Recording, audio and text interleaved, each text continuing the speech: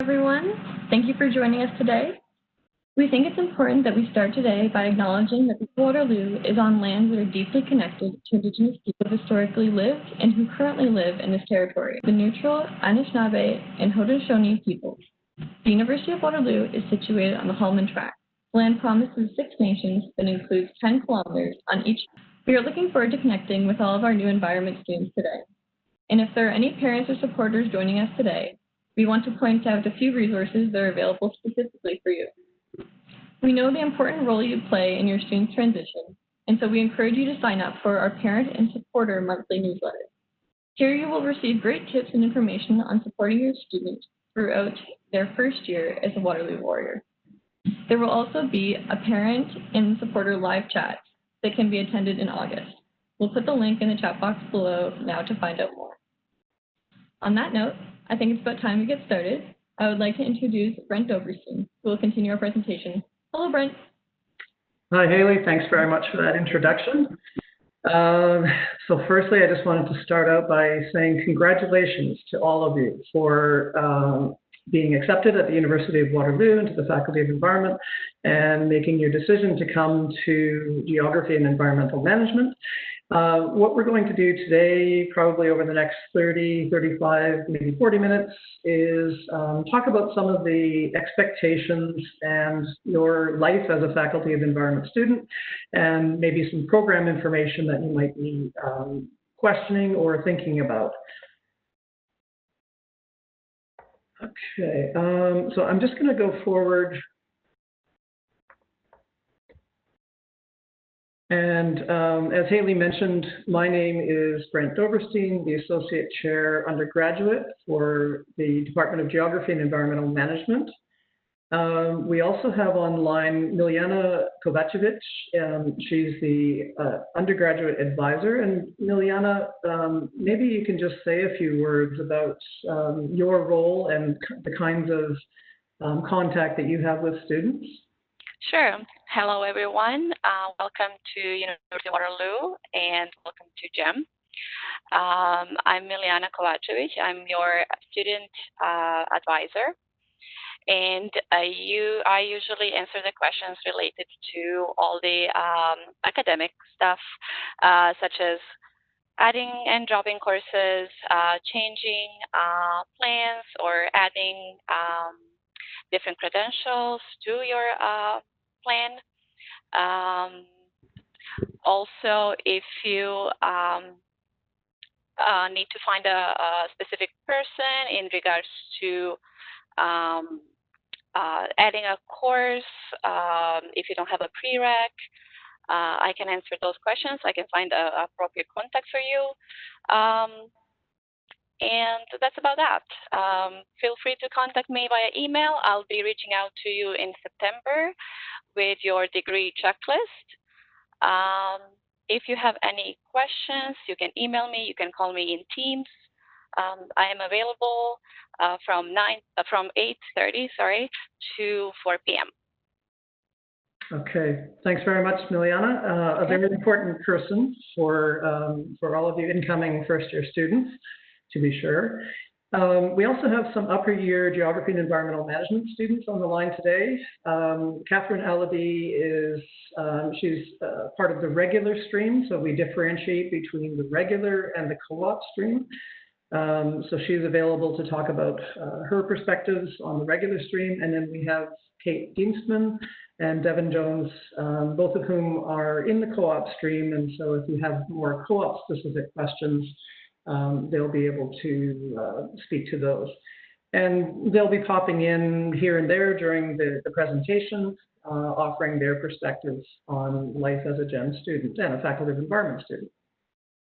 Okay, so what we're going to talk about today, maybe in no particular order, is some of the differences between high school and university, what is going to be expected of me as a Waterloo student and as a university student in general.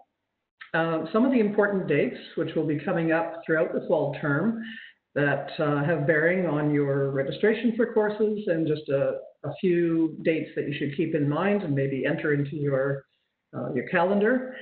More general discussion about what will courses be like, university courses, that is. and we'll give you hopefully some useful tips on how you can succeed as a first-year university student.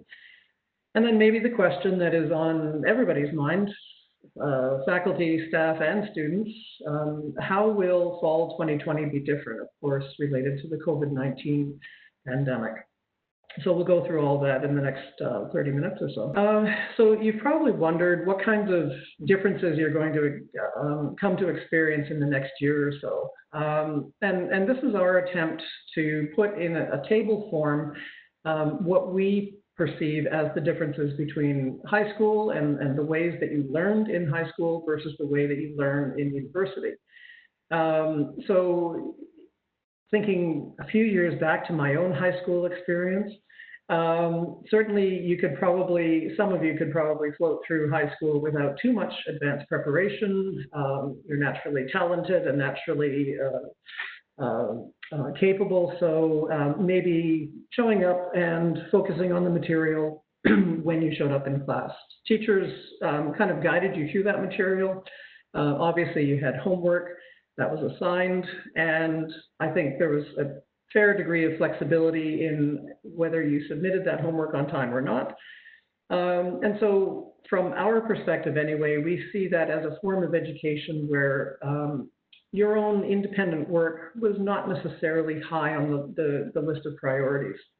Now, coming to university, and of course, first year is a little bit different from fourth year, but we certainly expect you to have some preparation before the lecture, to have at least reviewed some of the reading material so that you're ready to connect to that material in class.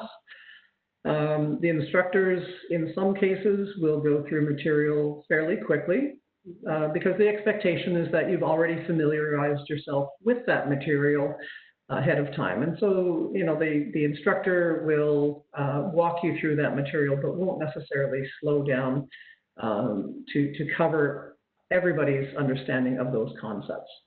And of course, we have ways for adjusting for that. There are office hours, there are teaching assistants that can help you deal with some of that content if you have some struggles.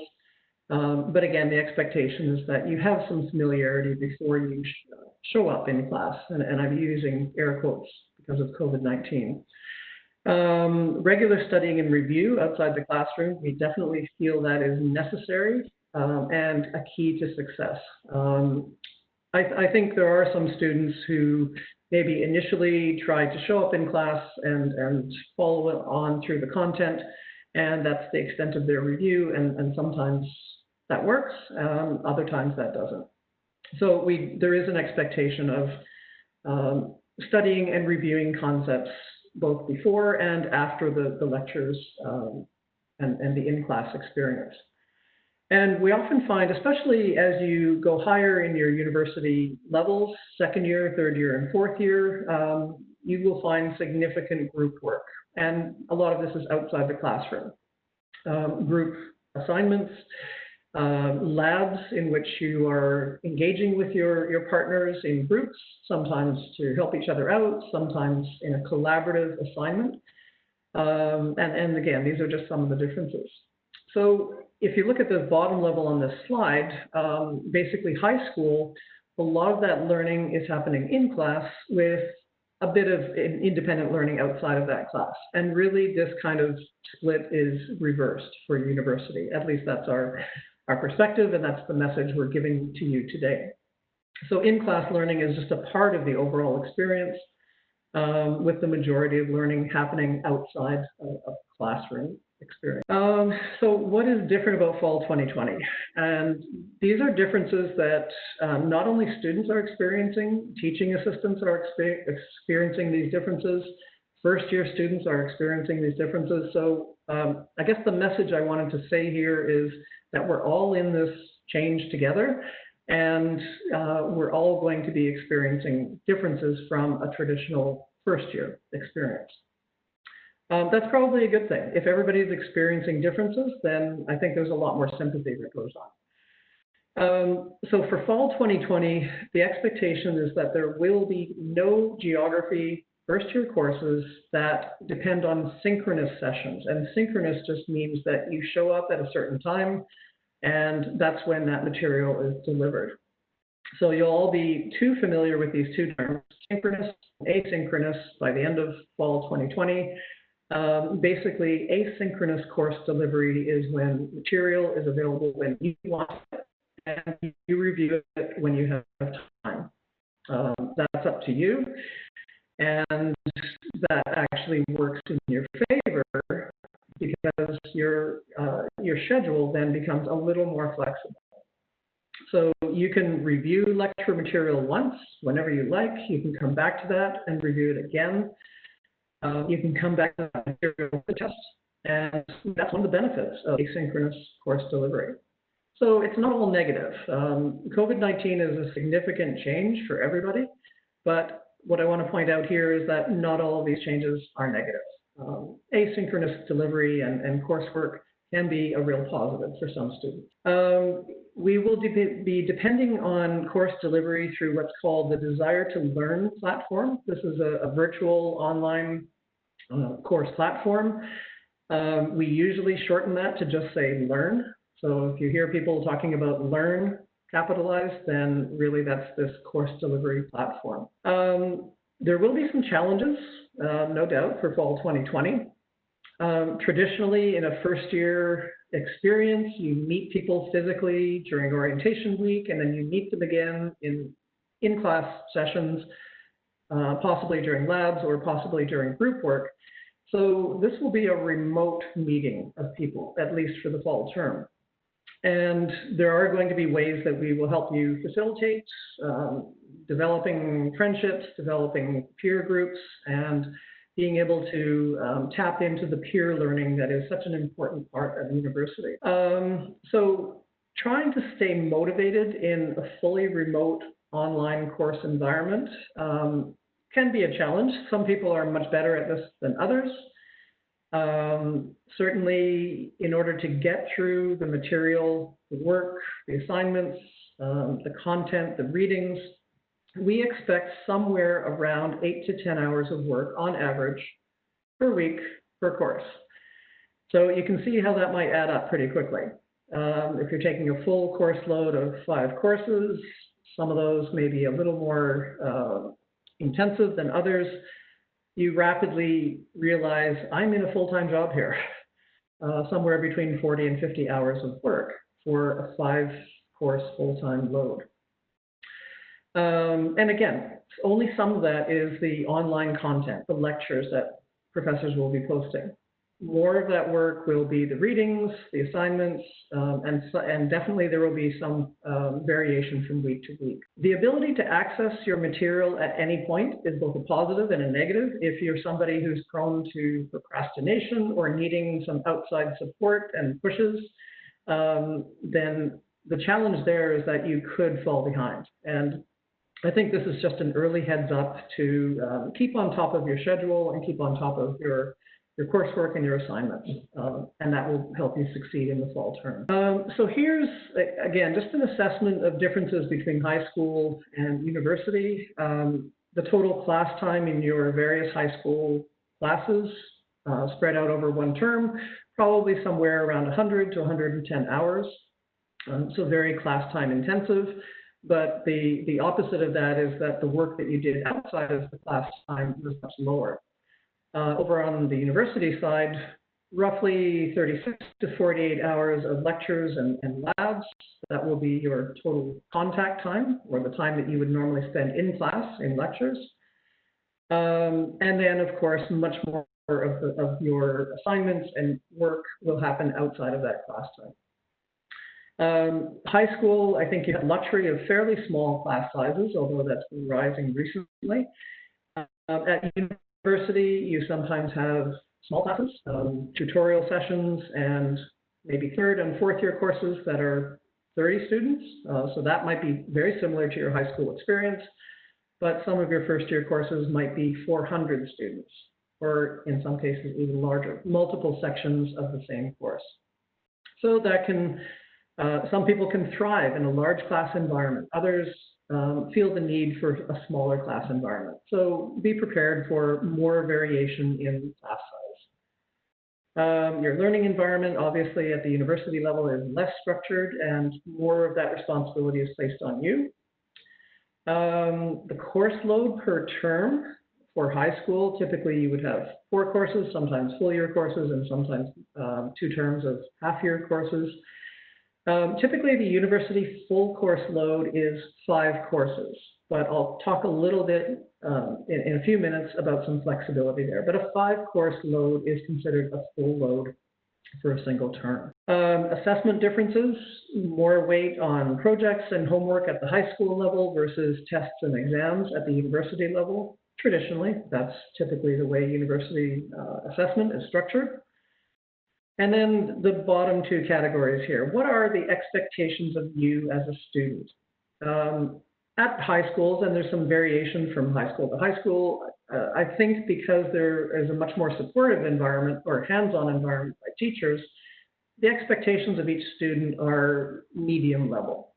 Whereas at the university level, basically, some of the most successful high school students that were your peer group are now at university. So you're surrounded by fairly high achievers. And so our expectations rise a little bit more. I often hear from students in my courses and just students in general that their average dropped from high school to university. And this is a normal, not expectation, but a normal happening. So I certainly, when I speak to students about their concerns, I point out that this is something that is normal for the first year experience. And as you learn more about how university functions and how to succeed at the university level, often that initial dip of your average begins to fall away. And you begin to see this traditional higher achieving student emerge in yourself in the second year or the third year. I guess the message here is don't worry too early on, but as you learn about university and how to succeed, keep track and hopefully your high achievement will return. So what will be different? The academic tasks at the university level are fairly many. Preparation for class, labs and tutorials, your in-class time, sometimes participating in class or at least clarifying concepts in class. Some students really like to do review of their content. So after they take an in-class or after they review a lecture, they create some lecture summary notes, or they do that as they go. Some students will do more of a weekly review, where they go back through the various lectures that they attended and try and pull out some key points or key messages. And that's very individual. There's really no one way that students are pushed or at least advised. The academic tasks, again, outside of the course, in-class time, completing readings, completing assignments, preparing for quizzes, studying, all of those maybe more traditional academic preparations, and that will be accentuated at the university level. But we give a lot of weight to also balancing your academic life. And I think this is one of our, if you're trying to jot down suggestion number 1 from this presentation today, keep a balance. Enjoy extracurricular activities, friends and family, jobs, volunteering, whatever it takes you to feel like a balanced individual, which in turn will help you succeed academically. If you really like folding laundry, fold laundry for a few hours each week. Take that role on in your household. Most people don't like to fold laundry that much, but you be you. And sleep. Don't get into this habit of pulling all-nighters and then trying to catch up and then 5 hours of sleep one night and 12 hours the next night. Most of the time, that's not a key to success. Although I think everybody having gone through the university degree remembers at least one all-nighter. So that's a bit normal. I'm going to open the floor here to our upper year students to see if they can talk about some of the differences between, if they can remember back to the differences between high school and university, and maybe what struck them as they entered university. Hi, I can say something. Sure. I think a big difference is just having to create your own routine and your own structure throughout your days, which is especially important with more online courses now, but it was still prevalent in my first year, just because you don't have classes from 9 to 3 or whatever your high school schedule was. So you really have to make sure you're setting an alarm and waking up at a certain time each day and getting your day started and self-motivating to accomplish your tasks. That's a great point. Did you find there was much of a learning curve for you personally, or yeah? Yeah, definitely. My first semester was definitely an adjustment period, but I think after that initial semester, you get used to the structure of things. Okay. Well, that's a great point for everybody. Were there any other comments? I can also speak to my experience. Another thing, in addition to what Katherine said about making the schedule very important, but another thing is that this might be the first time that maybe you're moving out and you're living on your own. If you're going to residence, even with the online only term this upcoming semester, now you're responsible for yourself, for taking care of, like they said, like your laundry. Maybe if you're not living in residence, you have to make your own food or whatnot, depending on where you're living. Those types of things take up time during your day. So you have to really figure out a balance between being on your own, not having your parents there, just being your own responsible adult while also keeping up with schoolwork and just self-regulating. So that's like a big thing that it might be a bit of a change. You have all this freedom now. You don't have anyone telling you exactly when you have to go to school, since all the classes are asynchronous. You really are responsible for yourself. You're going to have to maybe not go super crazy with all of that freedom, but make sure that you're still paying attention to deadlines that you have for school and making sure that you're taking care of yourself as well, getting enough sleep and everything, setting a schedule, like Katherine said. That's all really, really important. Okay, that's excellent. Yeah, I always appreciate the student perspective. I certainly have some of those stories, but they're older stories at this point. So it's nice to hear some recent perspective on that. Okay, so just some of the expectations of a geography and environmental management student. These are a little more program specific. So you've already been pre-registered for Geography 101, Geography 181, and ENBS 178. These are all required courses for the first year. And then you have the option of adding up to 2 more electives. Most students at this point will probably register in 5 full courses, but there may be your own personal reasons for only enrolling in 4 or maybe only in 3. I just wanted to point out that I'll be teaching Geography 101, so you'll be seeing me on my asynchronous lectures, Human Geographies, People, Place, and Change. And I think the last time I checked, there were 411 students registered in that course. So it's a traditional large first-year course. In the winter term, normally first-year students would take Geography 100, which is also called On Becoming a Geographer. They would take that in the fall term, but it's traditionally a small course where students meet each other face-to-face. So you might have a cohort of 30 other geography students in that course with you. So we call it a cohort building course. And because of the COVID-19 restrictions in the fall term, that's been moved to the winter term. So, you may find halfway through the fall term, you don't know too many other students in your program, but just wait a few more months and that experience will come hopefully face-to-face in the winter term through Geography 100. So some of the academic expectations in general. We talk about 20 academic units. A typical single-term course is a 0.5 unit course. So over the course of 4 years, 20 academic units usually translates to about 40 courses. Although there are several courses at the upper year levels that are 1.0 weighted. So they're more heavily weighted courses.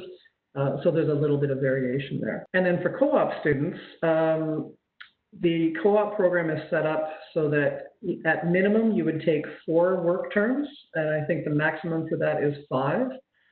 And on top of that, you also take PD or professional development courses. And that would also be 4. And then at the end of each of your work terms, you're required to submit a work term report. If you have 5 full work terms, then you're only required to submit 4 work term reports. So there's a little bit of flexibility there. The overall average, the cumulative overall average that we're expecting students to keep in the traditional four-year geography program is 65%. Cumulative major overall is 70%. And if students find that they are falling below those minimum overalls, then there is some flexibility built into the program.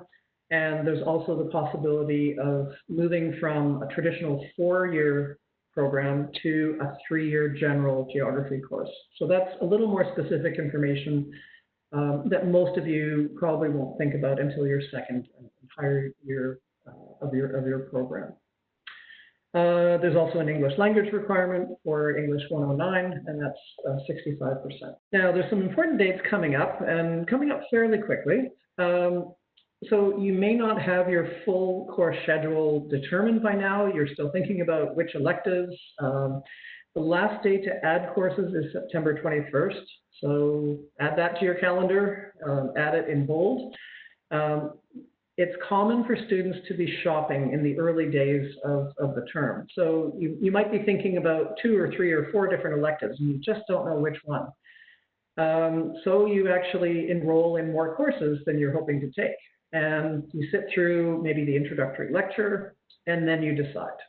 So the reverse of that is you only know that you're taking 4 courses, and the 5th course, maybe a friend says to you, oh, I'm taking this great elective. Now, you really should add this. So you can do that up until September 21st. If you're already enrolled in a course and it's just not working for you, or you're finding the workload is too high, having 5 full courses, you can drop up till September 28th, get 100% of your tuition refunded, and there's no notice listed on your transcript. So that's another important date. If you're considering dropping a course, I highly recommend you do it before September 28th. After that date, there are a couple of penalties. Some of these are financial, and some of these are related to your actual transcript and what gets listed on your transcript. If you drop a course after September 29th and before November 24th, you'll have a WD, or a withdrawal, indicated on your transcript. It just means you didn't complete the course and you withdrew after that no penalty date. If you make it 3 months into the term and then you drop a course, you will have a WF, a withdrawal, and a failure indicated on your transcript. So again, these are important dates. Note them for now. And if you're going to be adding and dropping, I highly recommend you do that before September 28th. That would be my advice. Okay, so the online lectures for the fall term, as I mentioned, are asynchronous. You can access the material anytime you like. You can re-review that material as much as you like. Some of your courses will be very large classes, like Geography 101, but you really won't know it. You won't have that feeling that you're surrounded by 399 other students. You will hear a lot about academic integrity, which is everything from plagiarism to not cheating to collaborating overly much with other students on your work. It's still an issue in online learning. So your professors will talk about this in every one of their courses at the very start of the year. So you'll know all about academic integrity by your 4th year. Online lectures, I personally would encourage you to think about your setup now. Do you work best cross-legged on the couch with your laptop in your lap? Or do you have a quiet space with good lighting, access to your materials, stable internet, etc.? So I would spend a little more time than usual thinking about your workspace. Professors will have office hours. Traditionally, these are in-person, on-campus office hours, and of course, the fall term, these will be virtual office hours, where you can log in, ask your questions to your professor, or there will be some mechanism of interacting with your professor and asking questions. Tutorials and labs. In the first year fall term, there are no tutorials and labs that I'm aware of. In the winter term, English 109 has online sections, and they kind of mimic the tutorial environment. The fall courses, as I mentioned, no tutorials, and this will start up in the second year, hopefully in person, because that's a key part of your academic experience at the university level. What's going to happen on the first day of lectures? So you will log in to Learn, or the Desire to Learn platform. You'll find the course that you're attending for the first time, and the professor will likely go through systematically through the syllabus, just so you have a clear understanding of their expectations, the assessment structure, the quiz structure, all of the elements related to the course, the schedule of course content or topics. They may or may not introduce teaching assistants, depending on the nature of the course. But really, this will mimic the traditional first day experience of going to your class, sitting down, and meeting the professor and hearing about the course for the first time. This will just happen online through Learn. And you may have checked Learn already and you can't get into any of your courses. That's normal. Your access will start the very first day of the academic. So this is an example on the right-hand side of a typical course outline or syllabus.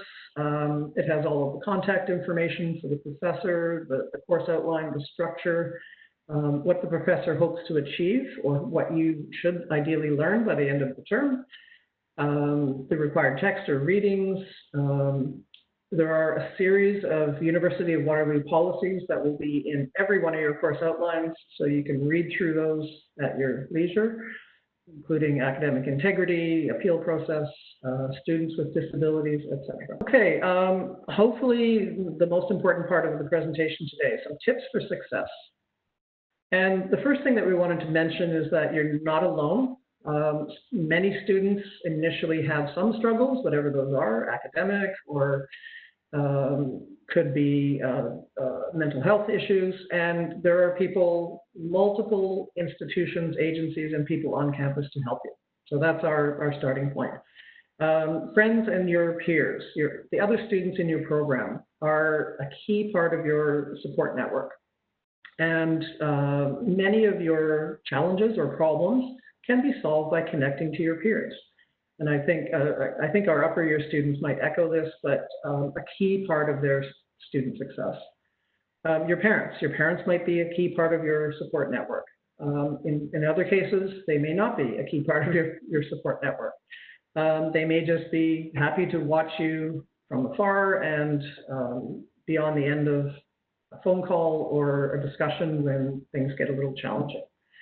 I personally wanted to stress the support that's available through your professors. And as an instructor of a first-year course, I keep encouraging my students to come to me before things get too difficult, before the issue becomes too large. Come chat with me during my office hours, even if they're virtual, and we can often clear up problems very quickly and get you back on track.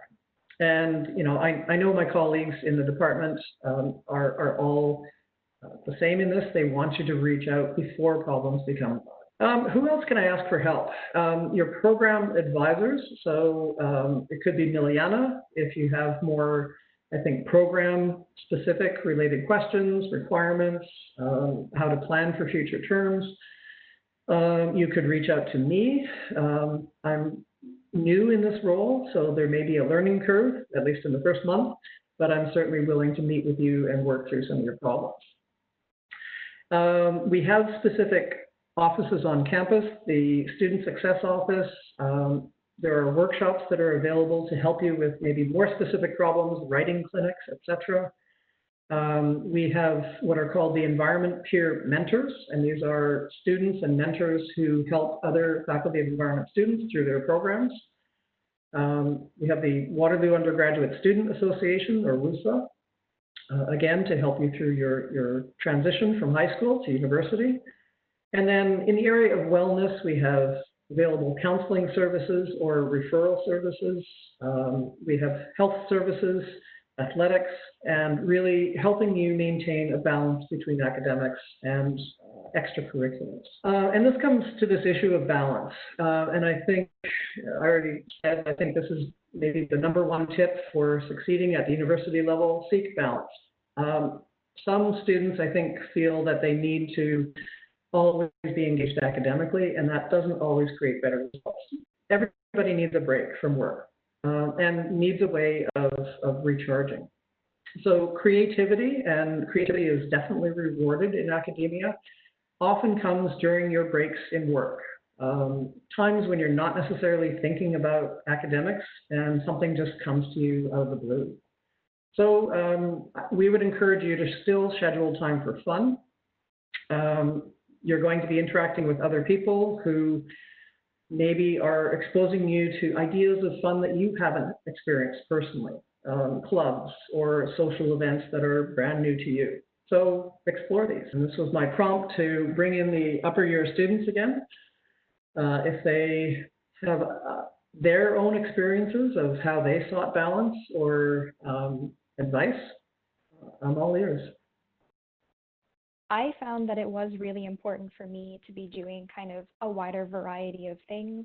So for me, that was everything from intramural volleyball to being on the Waterloo Association of Geography students who run a lot of cool activities. And while some of those activities aren't available in the fall term, like the sports, there are WAGs, which is the Student Association, is still running events, and there are lots of ways to get to know other people in the faculty, take part in some fun activities, and just kind of generally step outside the classroom-only environment and take advantage of all the other things that university has to offer. Yeah, that's an excellent point. And not only is it helping you seek some balance mentally and socially, sometimes that can translate to future academic benefits. So you meet somebody at the first year level through the Waterloo Association for Geography students, and then you take a fourth year class a few years later, and you see that same person, and you end up working on a group project together because you know them at some level.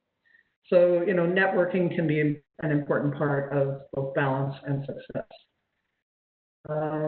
Katherine or Kate, did you have anything to add about seeking balance? We're at about 40 minutes now, so I wanted to leave time for questions.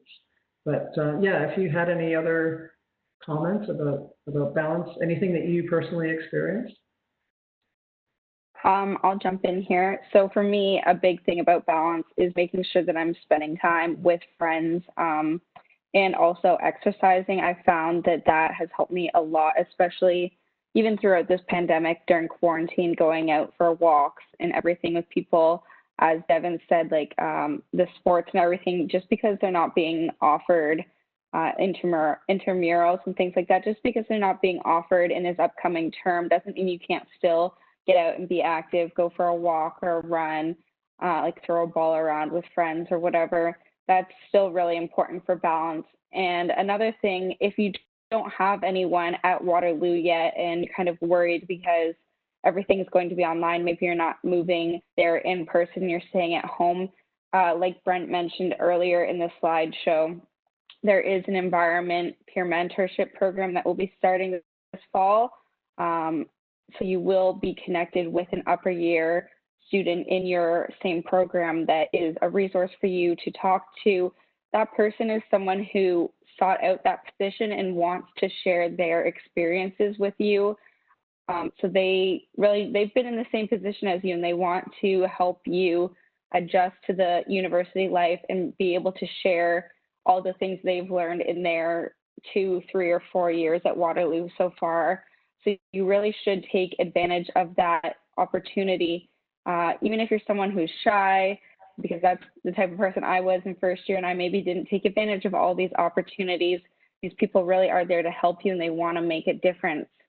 So I highly suggest using those resources even before the fall term starts and that environment peer leadership mentorship program starts.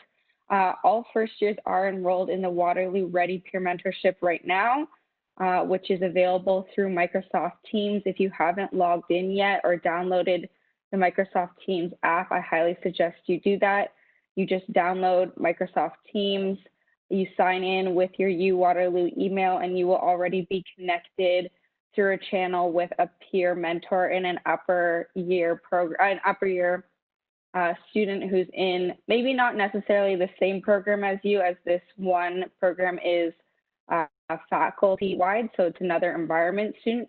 The environment peer mentorship program in the fall, you will be paired with someone in your same program, but still that they are a great resource right now to help you if you have any extra questions that maybe you're feeling a little too shy to ask in this presentation, or it's a little bit of a information overload and you're not quite sure what questions you have yet. You still need to process a bit. That peer mentor is always there up until, I believe, the very beginning of September to help you. So you can send them a message at any time. They run 2 video calls a week.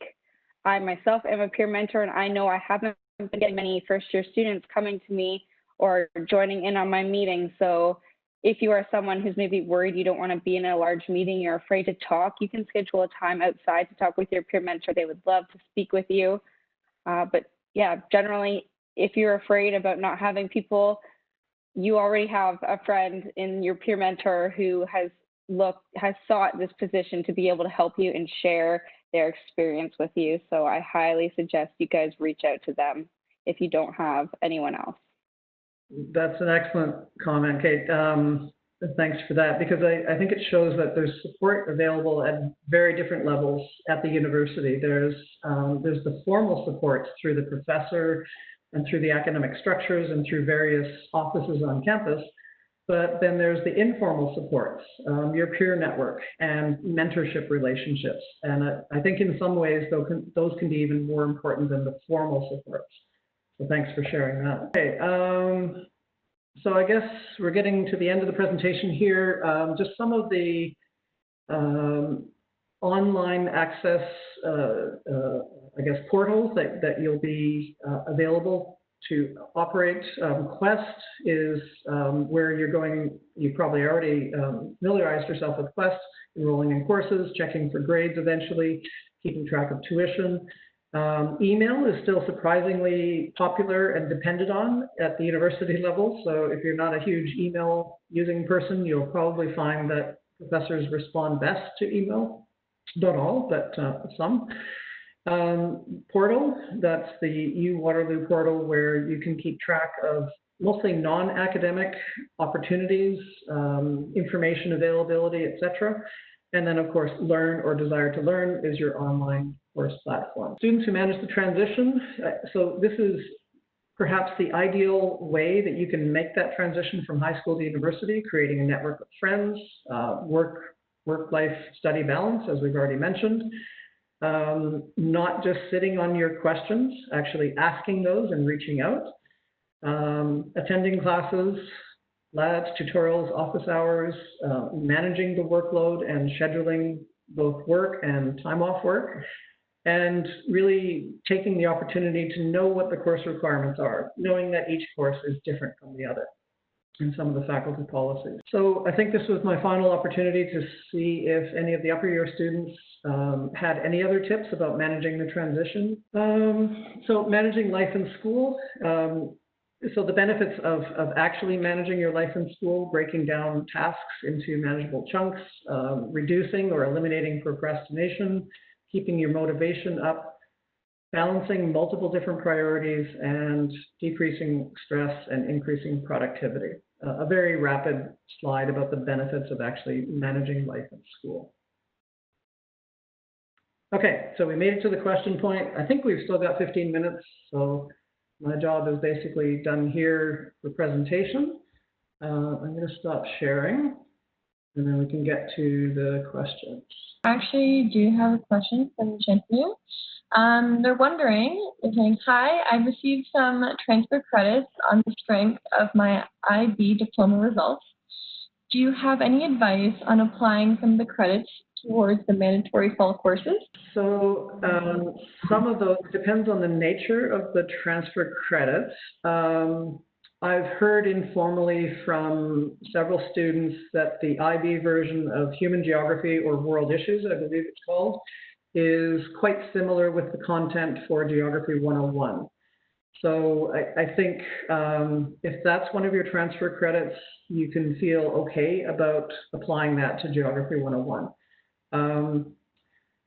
Miljana, you've probably had multiple experiences with students with IB transfer credits. Do you have a sense of what the most common transfer credits are that apply to geography?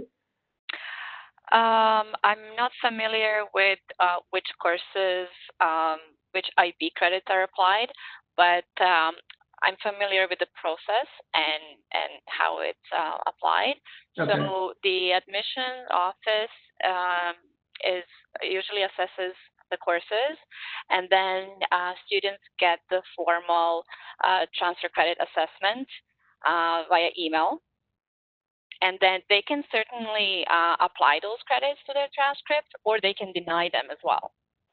Okay, that's good to know that they have that opportunity. They can deny them or essentially take a course twice, or take a course at the high school level and then take a similar course at the university level if they feel they need a refresher. Yes. So one example that I could think of might be a technical course at the high school level, and maybe you just want to make sure that you have a strong foundation in that, maybe something like geomatics, GIS would be a good example, and so you take a similar course again at the university level. We do have some other questions coming in. Okay. So Sakith asks, in terms of textbooks, would you recommend buying them prior to the first lecture? Just because I've seen former students start selling theirs. Right. So here's something that I have lots of familiarity with, and really you want to be 100% sure of the textbook that your professor is requiring for the course. So unless you can find out that information ahead of time, then I would wait until the first day of classes when the syllabus is released and you see the actual edition number of that textbook. So using my own course as an example, I've changed my textbook 3 times now in the last 5 years. And every year, unfortunately, some students have bought older versions, sometimes on the advice of other students, and then they ask if that's okay to use. So I think I would recommend waiting until that first day of courses. The other element related to textbooks is that sometimes professors will put a textbook on reserve, and during a face-to-face term, students can then walk into the library, sign out a textbook on reserve, and then there's no cost to the student. During fall 2020, there's also an opportunity for professors to put textbooks on e-reserves. So you may have access electronically to a free textbook. So for both of those reasons, I would recommend waiting till the first day. Unless you can somehow get confirmation either directly from the professor or through some other means that this is the... Another question is regarding electives. What electives do you recommend to take during the fall term? Wow, that comes down to, well, there's a lot of considerations there. What are you hoping to be as a student? Would you like to be a well-rounded student? Do you want to be, a geography major with a French minor, Spanish minor, or psychology minor? Or would you like to be somebody who just knows everything about geography? So some of that comes down to knowing yourself. Some students don't know what they want to do other than they've chosen their major. And so in that case, I think I would recommend choosing electives outside of your major and getting experience with other topics or other ideas. Maybe I can also refer that one to the upper year students, and they can talk about their experience with electives. I would definitely recommend trying to take at least some courses that are outside of your major. I found that just kind of it made me approach even the courses in my major differently. It gave me a unique perspective, and also, frankly, it's just a lot of fun. So it makes you an interesting and well-rounded person to be able to have these different knowledge bases to pull from. I love classical studies, so like I took classical mythology in my first year, which is Classics 104. That's a very popular one on campus. So it's really nice opportunity to have that chance to follow your other interests and use it to build a great knowledge base to draw from for other things. Another thing to add quickly is in your upper years, you'll likely be building onto a specialization or a minor that you might not have figured out yet at this point. So I think definitely your first year electives are a lot of just exploring and trying to find out what you're interested in, what you might want to focus on in upper years. So just trying any course that sounds interesting to you. So for the students who haven't looked ahead to minors and specializations, usually there's a requirement that you take X number of courses in a certain area in order to get either a specialization designation on top of your degree or a minor designation. So it could be, I'm not sure of the numbers, it could be 8 courses in history to get the history minor. Yeah, so that's I think, good advice at the first year level. Building on what Katherine said about maybe specializing in upper years, especially for the geography program, because you are encouraged to do so, and there are so many different channels you can go through with geography, whether it be human geography, physical geography, GIS, climate change, whatnot. If in first year you don't know what you like and you're not sure, because I know going in, I thought I was more into the physical geography, but after first year, taking Brent's human geography course, I kind of realized I was more into human geography, and that's what I'm specializing in now. The program with the courses you're required to take kind of forces you to take a little bit from each of the specializations, and then later in the upper years, you get a choice of which one you want to continue with.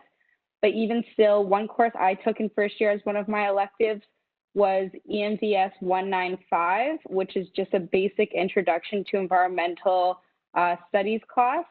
It's not in the geography department because it has the EMVS course code. I'm not sure if it's being run this fall, but it is a general environment course that does introduce you to a wide variety of topics within the environmental field of study. So it kind of gives you a little bit of everything. And I know it was one of my favorite courses that I was able to take in first year, and gives you like a little taste of everything that environment has to offer that you can then later on specialize in. So it's a way to kind of see all the different aspects and specializations before you have to make a choice or start choosing more specific courses to customize your degree. So that is a specific environment course that I would recommend if you're kind of not sure, or you just want to broaden your environment knowledge and start to kind of think about what you want to do with your degree later on when you're forced to make choices like that. Yeah. I think the undercurrent that we're hearing here is that not all students, I would say probably the majority of students, do not have it all figured out when they enter first year. So use the latitude within your degree to explore different ideas and different possibilities. And I think it won't take long before you realize, yeah, I'm interested in classical mythology. Who knew? I'm interested in history, or, I'd like to build up my Spanish competency as well as being a geography student. So that's a good time to do that, is at the first year level. We have another question. Okay. So from Minza, since everything will be online and we make our own schedule, how many courses would you recommend we work on any given weekday? That's a challenging question because it depends on the kind of person that you are. So I'll speak personally. I'm a very maybe too linear thinker, so I find it a bit challenging to multitask too many items all at once. So for me personally, I might want to choose Monday as my Geography 101 day and just go through all of the content that I haven't connected with over the previous week on that Monday, do all the readings, and just stay within that human geography brain bubble. Other people might need more of a break. They might try 2 or 3 different courses per day. And if we compare this to a more traditional face-to-face term, you would normally have, I would say, probably a maximum of 3 courses in one day. So you might have a Monday, Wednesday, Friday schedule for 3 of your courses. You might have a Tuesday, Thursday schedule for 2 other courses. So that structure more or less forces you to be more of a multitasker. But really, it's up to you now. But I'll defer to the upper year students and maybe they could offer their insights.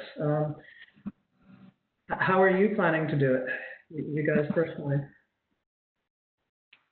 I, like you, Brent, like to focus on one or maybe two courses a day. It does sometimes change, especially as you go through the semester and start having assignments due. Often assignments are due at the end of the week, not always though. So it's good to get that course content, like going through lectures at the beginning of the week done, and then you can have the days at the end of the week to focus on assignments or discussion posts. But I tend to focus on one just because you can put all your energy into that and really get into the content. Yeah, and you can imagine you've just gone through a lecture for your second year stats course, and now you want to do the textbook readings related to stats. You don't want to put that off.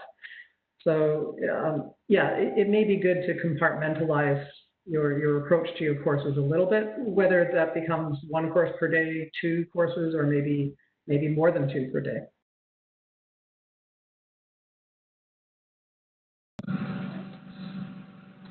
We have another question from the upper year students.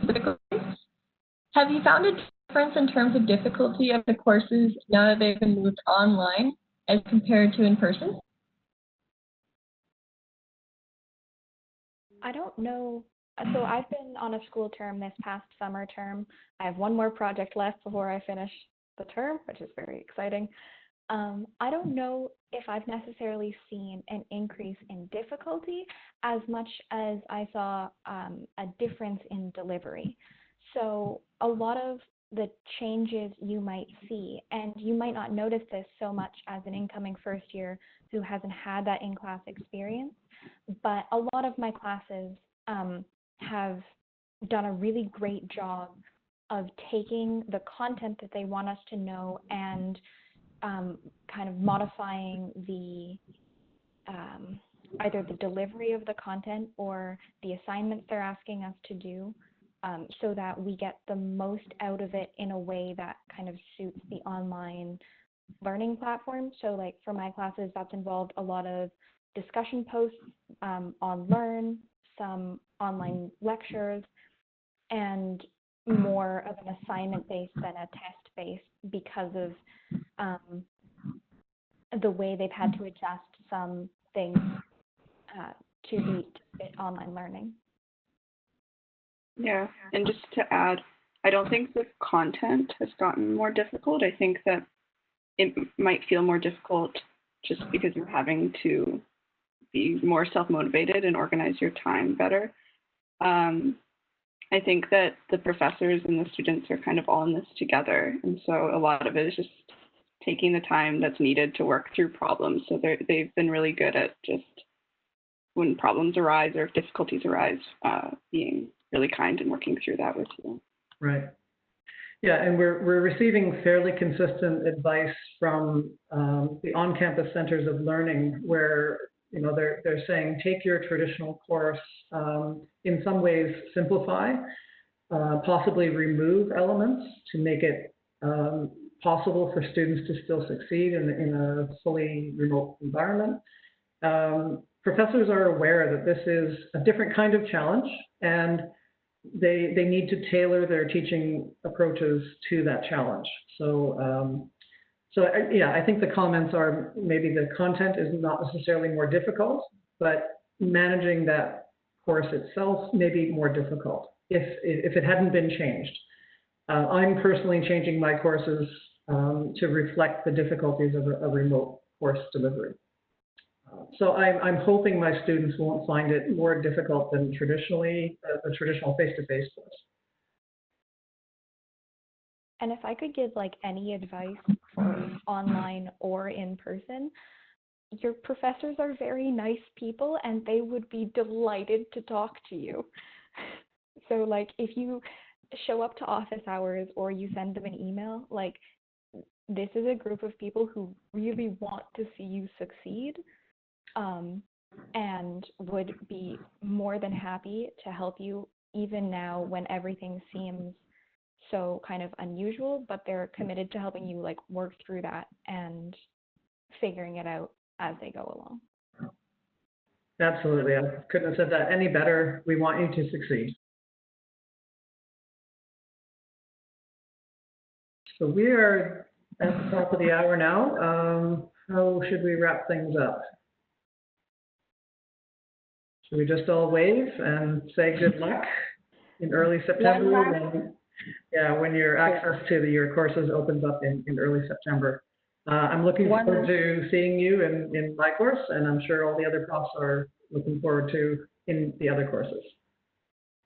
As we say goodbye, everyone, I would just like to remind you, please do try to log on to Microsoft Teams and connect with your Waterloo Ready peer mentor. In case you have any questions, it's completely optional, but in the upcoming weeks, if you have any questions, that is who you can contact an upper year student that wants to help you and share their experiences with you. So please do reach out if you can. I do see a chat question about posting. So this presentation was recorded. Do we know where it's going to be posted? Yes. Recording will be posted. I'll be shared in your Waterloo Ready Learn course within the next week. So look forward to that. Okay, great. Okay, thanks everybody. I think we can sign off at this point. Thanks for all of the panelists. Thanks for our host, Haley. And looking forward to seeing you in September. Thank you, everyone. Bye.